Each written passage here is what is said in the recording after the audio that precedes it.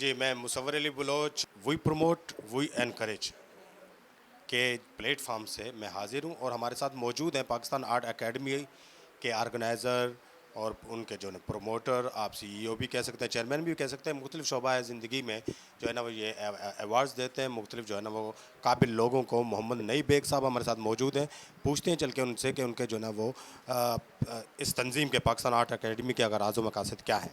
बिस्मिल्लाहिर्रहमानिर्रहीम। सबसे पहले तो मैं सलामती चैनल के टीम को खुश आमदीद कहता हूँ कि आज मेरे ऑफिस में तशरीफ़ लाए।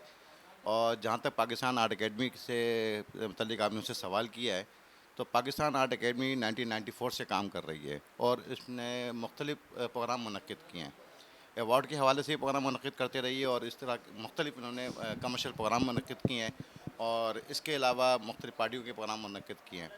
और जहाँ तक अवार्ड का ताल्लुक़ है, तो अवार्ड जो है मुख्तलिफ़ शोबाजात में देते हैं, जिसमें हमारे पास टीवी के एक्टर्स, सिंगर्स और डॉक्टर्स, इसके अलावा वकीलों के शोबे से ताल्लुक़ रखने वाले और क्या कहते हैं साफ़ी हज़रात, इन लोगों को मैं अवार्ड तकसीम करता हूँ उनकी कारकर्दगी की बुनियाद पर। जी, बड़ा अच्छा लगा ये सुनकर। आप अब तक आप कितने जो है वो लोगों को अवार्ड दे चुके हैं और आपकी तंजीम किस हद तक अपने मकसद में कामयाब है? देखें, जो हम प्रोग्राम मुनक्किद करते हैं उस प्रोग्राम में कम से कम हमारी कोशिश होती है कि 25 से 30 लोगों को हम अवार्ड तकसीम करें, ठीक है, हर प्रोग्राम में। तो इस तरह अगर देखा जाए तो तकरीबन मैं 200 से ज़ायद लोगों को अवार्ड दे चुका हूँ अब तक मैं।